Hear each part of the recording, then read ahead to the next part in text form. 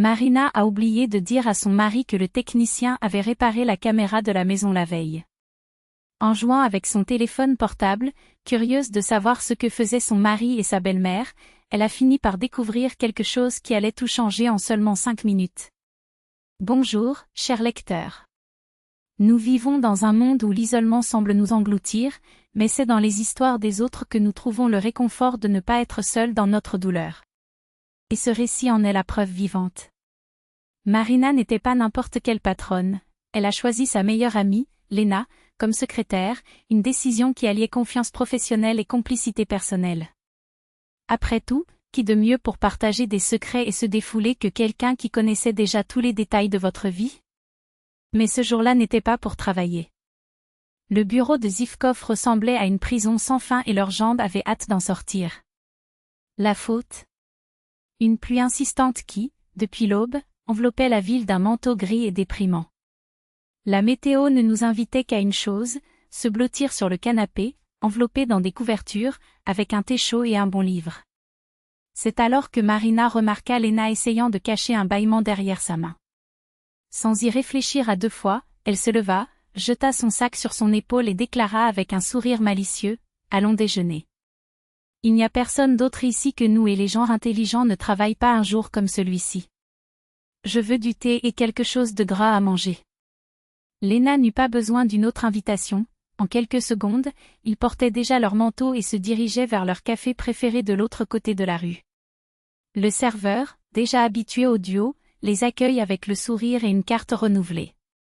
Pendant qu'ils attendaient la commande, Marina regardait par la fenêtre, perdue dans ses pensées. Quel temps horrible! L'automne vient à peine de commencer et on dirait déjà l'hiver. Et ce n'est même pas le pire, a-t-il commenté, tandis que Lena acquiesçait, se souvenant de la doudoune qu'elle avait sortie du placard la veille. Je devrais faire ça aussi. En fait, sa voix s'éteignit soudainement, comme si quelque chose l'avait interrompu. Soudain, il se frappa le front avec la main. Je suis en désordre. J'ai oublié de dire à Dimitri que la caméra a été réparée hier.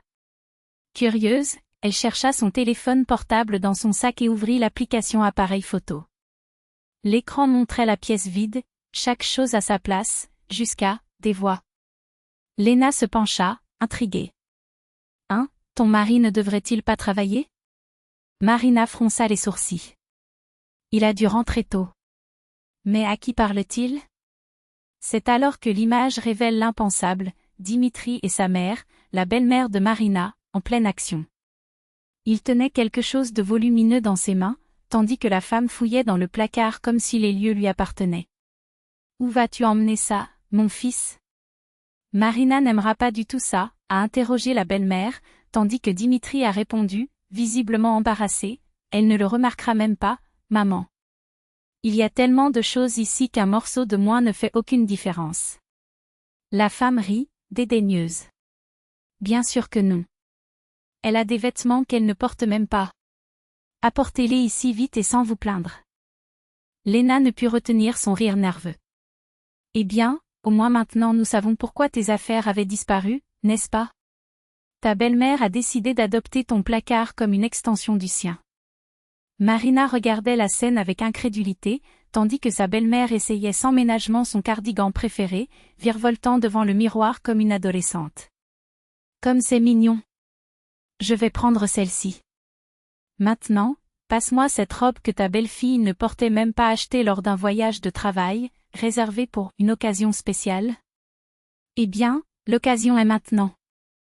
Et puis vint le coup final, la belle-mère enfila le manteau de fourrure de Marina, caressant le tissu luxueux avec un sourire satisfait. Comme c'est merveilleux. Cela a dû coûter une fortune, Dimitri. Le fils marmonna quelque chose, mais la mère était implacable, l'année dernière, elle n'a même pas remarqué quand j'ai pris ces choses. Et regarde, c'est toi qui as inventé cette histoire selon laquelle la maison avait été cambriolée juste pour nous couvrir. C'était trop. Marina, les nerfs à vif, a appuyé sur le bouton du microphone de l'application et a dit avec une douceur venimeuse, « Très cher, expliquez-moi, qu'est-ce que vous faites là exactement ?» Dimitri, rangez tout dans le placard. Exactement comme c'était. Et vous, madame, enlevez mon manteau. Maintenant. La panique les envahit tous les deux.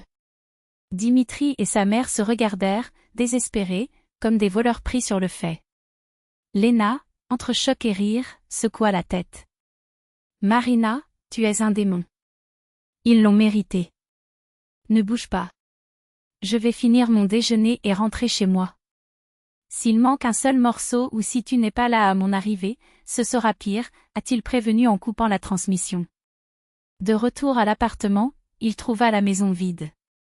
Les voleurs s'étaient enfuis comme des rats d'un navire en perdition. Après avoir vérifié chaque tiroir, confirmant que rien ne manquait cette fois, Marina s'est installée sur le canapé, comme elle en avait rêvé. Thé chaud, couverture, livre. Mais la paix fut de courte durée. La nuit, la porte s'est ouverte. Dimitri entra avec hésitation, tenant un bouquet de fleurs fanées. Marina, mon amour, je peux t'expliquer. Elle leva les yeux, glaciale. Explique quoi, Dimitri? Que ta mère vole mes affaires depuis des années, avec ta complicité? Que tu mens pour le cacher? Qu'au lieu de lui acheter ce qu'elle veut, tu préfères en faire une voleuse? Il a tenté de se justifier, elle ne prend que ce dont tu ne te sers pas. Tu as tellement de trucs. Marina se leva, les yeux pétillants. Tout ce que j'ai a été acheté avec ma sueur. Rien n'est surplus. Chaque pièce a de la valeur. Mais vous pensez que vous pouvez faire ce que vous voulez, n'est-ce pas? Après tout, vous gagnez bien, vous pouvez acheter à nouveau, point. Dimitri a explosé. Ah, c'est facile à dire. Tu n'as aucune idée du prix de ces choses. Comme si ce n'était rien d'acheter un autre truc, de créateur. Je ne suis pas millionnaire, Marina. Je ne peux pas me permettre ces caprices et les tiens. Elle le regarda, réalisant pour la première fois le fossé qui les séparait. Il ne s'agissait pas seulement de vêtements. C'était une question de respect, de loyauté, de ce qu'il pensait vraiment d'elle. Et, à ce moment-là, Marina a compris que, parfois, la solitude ne vient pas du fait d'être seule, mais du fait de découvrir que celui qui devrait être à vos côtés ne l'a jamais été. Ce n'était pas seulement un étranger. C'était l'homme avec qui il partageait un lit, des rêves et des serments depuis 1 an et demi, un homme qui, sous le masque de l'affection, cachait une âme mesquine, envieuse et cruelle. Chaque mot qui sortait de cette bouche était un poison déguisé en frustration, chaque geste, une tentative pathétique de diminuer tout ce qu'elle avait construit avec de la sueur, des nuits blanches et une détermination qu'il ne pourrait jamais comprendre. Il ne voyait pas les sacrifices derrière le succès. Il n'a pas vu les nuits tardives où elle négociait avec les fournisseurs pendant qu'il ronflait sur l'oreiller, les larmes avalées lorsqu'un client annulait une grosse commande, les emprunts bancaires qu'elle avait contractés seule pour maintenir l'entreprise à flot. Pour lui, l'argent qui rentrait lui appartenait et donc une insulte à sa masculinité fragile. Tu gagnes plus que moi, alors tu penses que tu peux me traiter comme de la saleté? Non, elle ne le pensait pas. Mais il pensait clairement qu'elle était une poubelle. Ses mains fendaient l'air dans des gestes toujours plus larges, comme si le volume de sa voix pouvait compenser la pauvreté de ses arguments. Ta mère dépend de toi, Marina. Tu penses que c'est normal? Normal? Elle rit amèrement. Il était normal pour lui, un homme adulte, de ne même pas être capable de payer ses propres factures, mais d'avoir le culot de juger comment elle dépensait ce qui lui appartenait. Elle était normale, pendant des années, payant les médicaments, les supermarchés et même les caprices de sa belle-mère alors que lui, le grand pourvoyeur, n'était rien de plus qu'un parasite déguisé en mari. Il n'y a pas eu d'adieu. Il n'y avait aucun regret.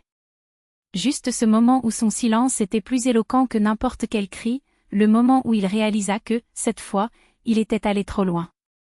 Le masque de l'époux aimant tentait de se remettre en place, ses lèvres frémissant dans une excuse répétée, « Marin, écoute, je… » Mais elle avait déjà vu le monstre derrière le déguisement.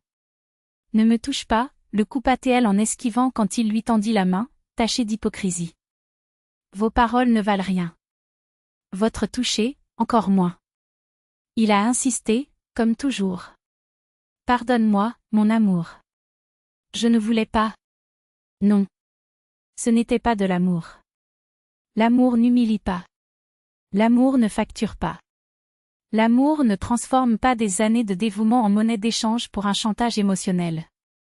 Il est tard, dit-elle d'une voix ferme comme l'acier. Tu m'as montré qui tu es vraiment. Et moi? J'avais l'air stupide d'avoir mis autant de temps à le voir.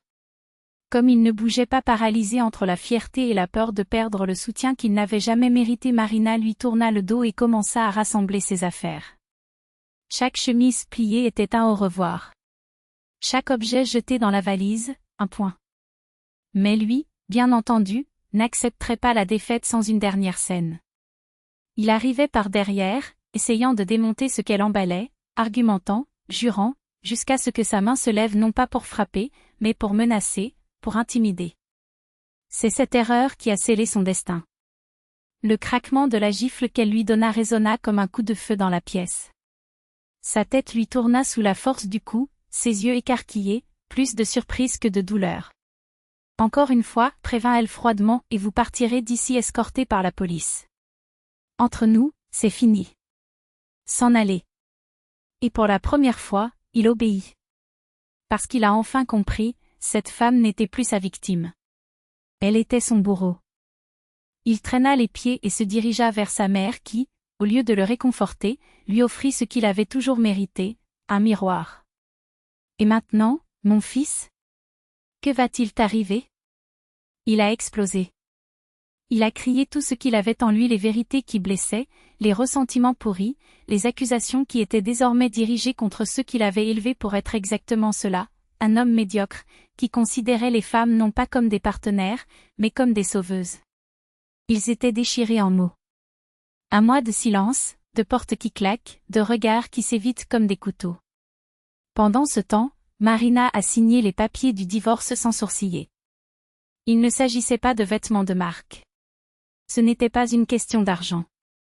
C'était à cause de la dignité qu'il avait foulée aux pieds cette nuit-là, à cause de la clarté brutale selon laquelle certains liens ne méritent pas d'être réparés mais simplement rompus. Et elle, qui avait passé des années à coudre les rêves des autres, avait enfin appris à se servir des ciseaux. Mais la vie, comme toujours, avait d'autres projets pour elle.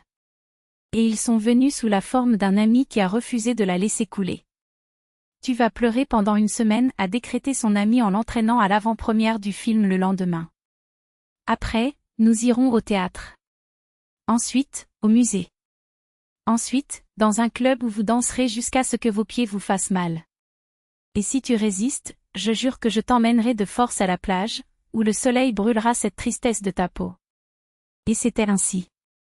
Entre rires forcés devenus authentiques, entre nuits de vin et conversations jusqu'à l'aube, Marina a redécouvert quelque chose qu'elle avait oublié, qu'elle méritait mieux. Cet amour n'était pas synonyme d'étouffement.